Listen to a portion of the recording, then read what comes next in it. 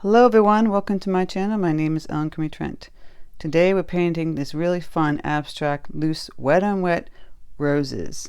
I'm going to go over my process. I'm actually using some really cheap brushes and just loosely painting the paint. I just basically intuitively paint this and I go over my colors as I'm doing them, and you get the feel of how it works. So if you have any questions, please leave in the comment section. Let's get started.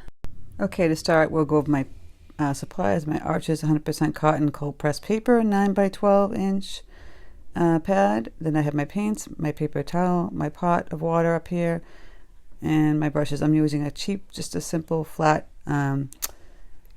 craft brush, like an inch wide, thin. And what I'm start to do is I'm going to get this paper nice and wet, but I'm not going to get the whole entire paper wet. You see I'm just going crisscross up and down, just a section of it. We're just going back and forth, just getting the paper wet. Nothing, too special. So when you're moving the paint around, it's kind of like going in those areas. And I'm grabbing some magenta that I have from Holbein, and I'm getting it, just putting it on loosely. Just see how I'm just pushing that paint around. There's no specific, way to paint it, but you basically painting it on its side. I'm adding some burnt umber to it and just pushing the paint all around in that wet spot, kind of on a diagonal, going to the right, up and down to the left also. I've added in some darker tones, so I'm grabbing the actual right out of the tube paint and throwing that in there, and getting some more water. And then I'm doing the same thing on the side, having the flower face the opposite way. Again, painting it on its side, moving the paint around. Just pushing it all around there. And again, I'm going to add some darker tones, just grabbing that paint right from the tube. Just grabbing it from the tube and moving it around. If I feel like there's too much paint, I always dab it on the paper towel, as you see here. I'm grabbing some olive green, some medium green, more olive green. I'm basically grabbing a lot of greens. I put some indigo in here. I want the green to be pretty dark, and I'm just pushing it in right next to the blooms, and I'll be pulling it down for like stems, and then pushing paint out and around, just haphazardly, really loosely. Nothing set in stone. I've not sketched anything. I'm just intuitively painting this painting. So I'm just moving the brush around where I think, the stem should go, leaves should go, the petals should go of the flower and the leaves. So I'm adding some of this bright lemon yellow just to give this kind of very chartreusey kind of green. Pushing it out on the side, moving the paint around. So I use the paintbrush on its side, and I push down in the middle. So it's this push down, pull out movement. Just pulling it all over the place, as you can see, adding in that bright color. I'm going to clean up my brush. I'm going to grab some the indigo, and I'm just going to put some of that in there. I like to have the blue, the dark blue, with the green and the pink. So I'm moving the paint around again, just with that 1/2 inch oval brush, grabbing some green. I'm just cleaning off some of the palette that I had and adding some more blue tones. I want to push the blue around the color of right next to the rose blooms. I just want some bright blue around it. Not necessarily a sky, it's just for aesthetic reasons. Just moving color around. Like I said, I paint intuitively sometimes, and it's just a matter of moving color. So here we got some indigo in there. And this is like the really dark, right from the tube, creamy paint. Because that paper is wet still. It's damp. It's not super wet, but it's damp. So it bleeds out a lot, which is nice. You want that kind of loose movement with the paint. And I'll use my brushes and mops. See, I'm mopping it up. Take some of it away. This is a fun tutorial where we're going to be doing a lot of both of that, painting and mopping. I'm adding color again, some more of that green tones, moving it around, putting it around next to the rose. just pulling it out. Kind of just making marks, just these loose, fun marks all around the rose. There's just no particular rhyme or reason. Where I go, I just kind of play around as I'm looking at the painting and see what needs to go where. Now I'm grabbing some of that really dark magenta and adding some. I had some burnt umber and then putting some dark value tones on the sides and then kind of in the middle of the rose. So it's still going to bleed a lot because it's damp on the paper, but we want that. We want that loose bleed, but the color is kind of really vibrant. It's right in there. And I'm putting one on the side. Now that whole side got dry, so we're going to get that a little bit wet. I'm adding some water. And I'll just clean up my brush again. And I grab that flat brush to move the water around because it was really dry in that area. And I'll add some more water.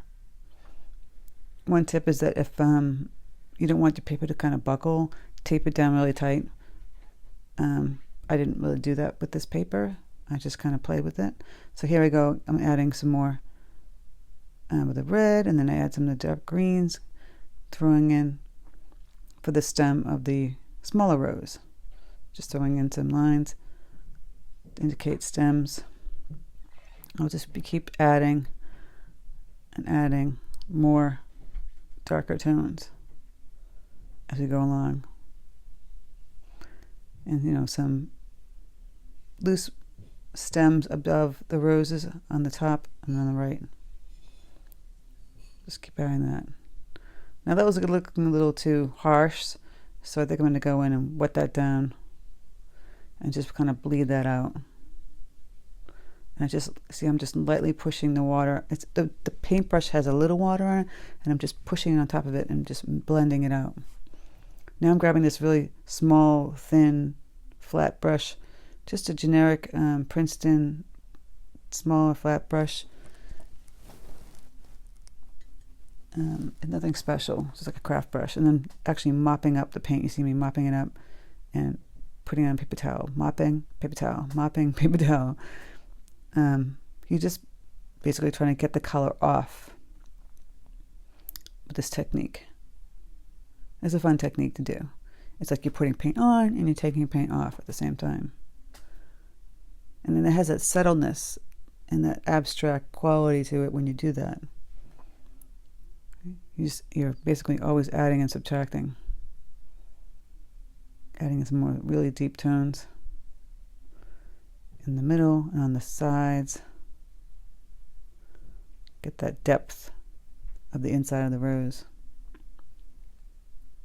So just keep adding some of that burnt umber, a touch of black in there with that flat small brush. It's just a generic Princeton 3/8 inch wash brush. And again, I'm going to go in and add some really deeper magenta. I've added some other tones with that. I could have added some indigo or some burnt umber. Just get a little darker, and you see me just pushing that paint around. Pushing it around, moving it all around real quickly. There's no particular way to do it. It's just movement. And then I'm mopping it again. See, I'm mopping it up. You get that subtle, light petal. And I'll just push the paint around again, and then I'll mop it up again. It takes a little practice to do something like this, And be careful, you don't want it too mopped up, but you don't want the paper to, if you don't have really good paper, this is where the arches comes in handy. It will kind of, crumble a little bit when you're doing this technique, when you're mopping it up. It won't stay as well. This paper is fairly paper is fairly thick, and it can handle that kind of situation where you're mopping up the paint. Obviously, if it's too much, it's going to do the same thing on this kind of paper. Now I'm just adding in some more greenery, some darker blues in between the crevices of the roses. I just like that indigo I don't know. It's one of those things, you know, like I said, people gravitate towards colors. I put that indigo in a lot. I'm putting it underneath that rose there. I'm still using that little small brush, just pushing the paint around. It's a cute little fun brush. And like I said, this was like a cheap craft brush that my oldest son had. Nothing special, you know. This is where you don't need an expensive brush. This wet on wet technique is simple. I'm just like I'm adding leaves just with this brush with a deeper green.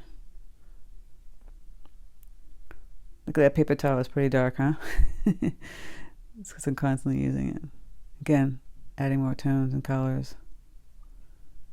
Just trying to get right where I want it to be. Get some more stems pulling down and add some really dark leaves over on this rose on the left. The indigo is really great with the greens because it just has that quality to make it a bluish green. You know, if you wanted to add a more brown green, you'd have some more red or even some burnt umber to it. Now, if I'm not liking the way it looks, because it just doesn't have that looseness to it, I'll add the water like you see here and push that paint around on the side. I'll just keep pushing it around and you get that loose, fading kind of look. It's a fun technique to do. Again, I'm going to go back in. I'm going to add some more darker tones. I'm going to add the little stamens with the blackish brown right in here in the middle. I'm using that small skinny flat brush again. And then I'll go back in with that small flat brush again and add some more dark magenta tones. Because you know, watercolor dries and it's lighter when it dries. So you want to add in those other tones as you're doing it. And I'll keep playing around with adding more darker petals just randomly on the sides. You don't want it everywhere because then it doesn't look natural. It looks kind of odd. So the consistency, I'm trying to make it not so wet, more creamy. Playing around with that and then going back in. Almost like a dry brush technique at this point. Just playing around. Keep adding that darker tone in.